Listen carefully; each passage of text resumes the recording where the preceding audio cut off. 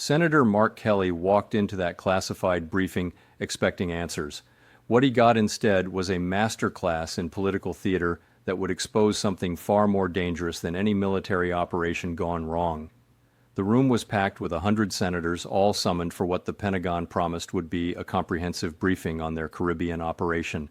For weeks, questions had been mounting about boat strikes, civilian casualties, and millions of taxpayer dollars flowing into what looked more like a drug war than national defense.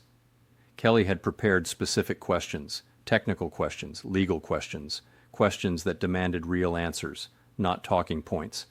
But as he sat in that secure briefing room watching 6 Pentagon officials consume 35 minutes of their precious hour with rehearsed presentations, he realized this wasn't about informing Congress. This was about controlling it. When question time finally arrived, the math was devastating. 100 senators, 20 minutes, maybe 6 would get to speak. Kelly was one of the lucky few, and he wasn't going to waste it. Admiral Allen took the podium with the confidence of a man who delivered this same presentation multiple times. But when Kelly pressed him on the boat strikes, something shifted. The admiral's responses became evasive, defensive, and then, unexpectedly, Allen brought up the 6-senator video that Kelly and his colleagues had released criticizing the operation. It was a mistake, a tell. Kelly had been asking about military operations, and Allen was responding with political grievances. Right there, in front of 100 senators, the mask slipped. Kelly didn't let it slide. With the precision of a test pilot navigating hostile airspace, he reminded Allen of his own 2016 statements about presidential accountability and military transparency, the same principles Allen had championed eloquently just years before. The admiral went silent. The room felt the weight of that hypocrisy. But the real revelation came when Kelly learned about the video. Not the videos the Pentagon had already released. Those came out fast, packaged neatly for public consumption. This was different. This was the footage they didn't want anyone to see. The evidence that would raise uncomfortable questions about what really happened during those boat strikes.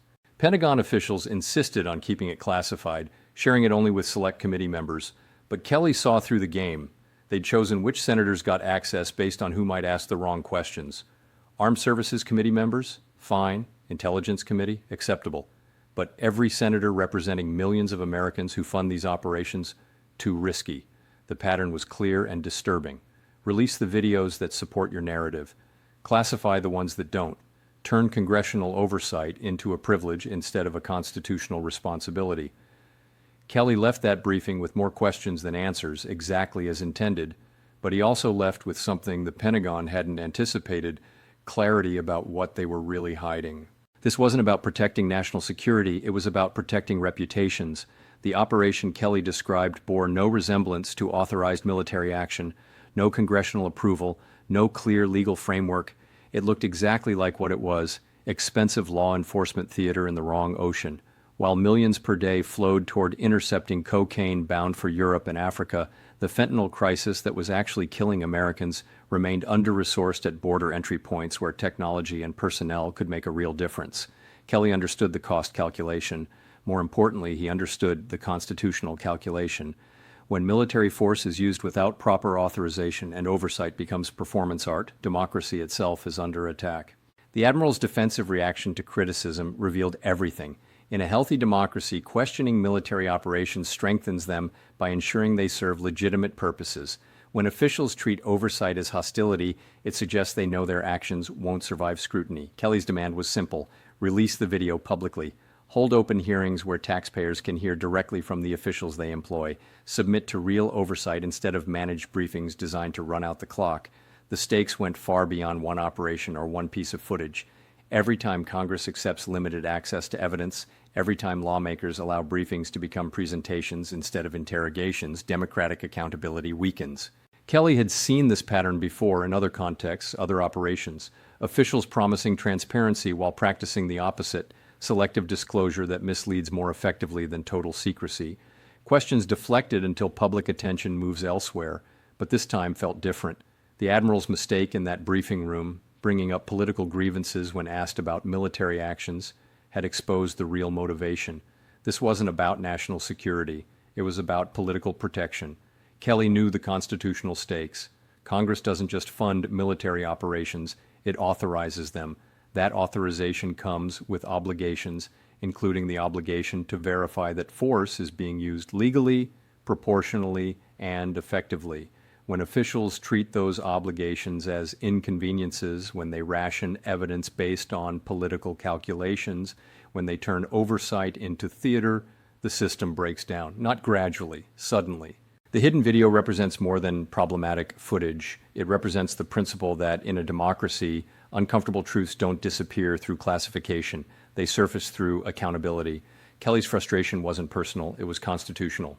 100 senators had been summoned for what amounted to a scripted presentation designed to minimize questions and maximize political cover. But Kelly's background made this moment different. 25 years as a Navy pilot, 4 space shuttle missions, a wife who survived an assassination attempt while serving in Congress. He'd seen what happened when institutions failed to protect the people they served. He'd witnessed the cost of political theater when lives hung in the balance. As the briefing ended and senators filed out, Kelly noticed something telling. The officials who'd spent 35 minutes on presentations were gone within minutes of the last question. No follow-up conversations, no offers for additional clarification. They delivered their script and executed their exit strategy. Walking through the Capitol corridors afterward, Kelly found himself thinking about his astronaut training. In space, when systems failed, you didn't get to control the narrative or manage the timeline.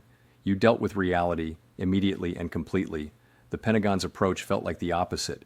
Controlled environments, managed information, predetermined outcomes. The next morning brought Kelly's first glimpse of the consequences. Defense Secretary Hegseth appeared on 3 morning shows, each time describing the briefing as comprehensive and transparent. The gap between Kelly's experience and Hegseth's public narrative was staggering. Kelly decided to call Admiral Allen directly. The conversation was illuminating in ways Allen probably didn't intend. When Kelly pressed about the classified video, Allen's responses revealed the Pentagon's real concerns. It wasn't about protecting operational security or intelligence methods. It was about managing political fallout.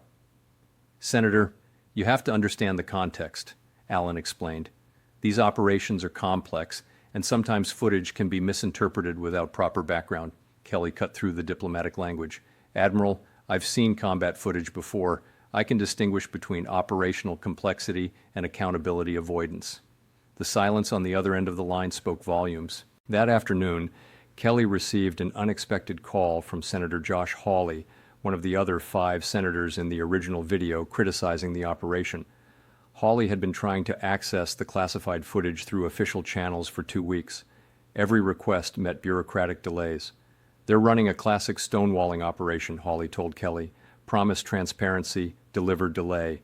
By the time we get access, the news cycle moves on and the pressure disappears." Kelly knew Hawley was right, but he also knew something else. His 25 years in military service had taught him to recognize when institutions were protecting themselves instead of their mission. This felt exactly like those moments. The breakthrough came from an unexpected source. A Pentagon staffer, someone Kelly had never met, approached his office through back channels. The staffer couldn't provide the classified footage directly, but they could confirm Kelly's suspicions about its contents. The video showed civilian casualties that contradicted official reports. Not accidental deaths that officials acknowledged, but preventable casualties that resulted from rushed operations designed more for political messaging than military effectiveness. Kelly understood the implications immediately. If Pentagon officials had briefed Congress accurately about civilian casualties, senators might have asked harder questions about operational authorization and oversight. Instead, they'd chosen selective disclosure, hoping to control the political narrative. That evening, Kelly sat in his Senate office looking out at the Capitol dome illuminated against the dark sky. He thought about his wife, Gabby, and how her shooting had taught him about the difference between performance and substance in public service, about his astronaut colleagues who died when institutional failures met political pressure. His phone buzzed with a text from an Arizona constituent. "Senator, my son is deployed overseas. Are you fighting for accountability or just making noise?" The question hit harder than any Pentagon briefing. Kelly typed back, "Fighting every single day." This moment felt similar, not in scale, but in pattern. When officials prioritize narrative management over accountability, when they treat congressional oversight as a public relations challenge instead of a constitutional requirement, democratic institutions begin to erode. Kelly had sworn an oath to defend the Constitution, not to enable its circumvention through classified briefings and managed access. Kelly made his decision. He would demand the video's public release, not just for senators, but for taxpayers funding the operation. He would insist on open hearings where officials faced unscripted questions, and he would keep pushing until the Pentagon understood that congressional oversight wasn't a courtesy they could withdraw at will. The real test would come next. Would Congress insist on seeing all the evidence? Would they demand open hearings where officials face unfiltered questions? Would they exercise the oversight powers the Constitution grants them, or accept the managed access the Pentagon prefers? Kelly had made his position clear. Every senator deserves full access, every American deserves transparency, and every military operation deserves the scrutiny that separates necessary force from expensive theater.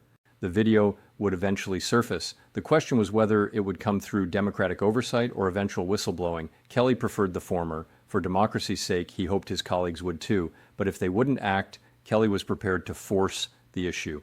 Because sometimes protecting democracy means making powerful people uncomfortable. And Mark Kelly had never been afraid of uncomfortable conversations.